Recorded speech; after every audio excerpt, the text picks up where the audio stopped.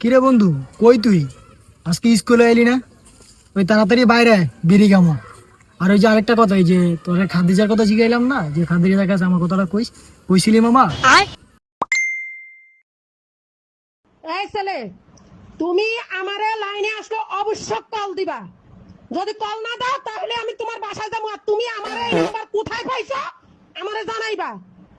তুমি বিড়ি খাইতে যাও নাহলে জাহান্নামে যাও। তুমি সামাদুলকে কেন এই কথা বলে দাও? তোমার এত বড় স্পর্ধা কার দিছে?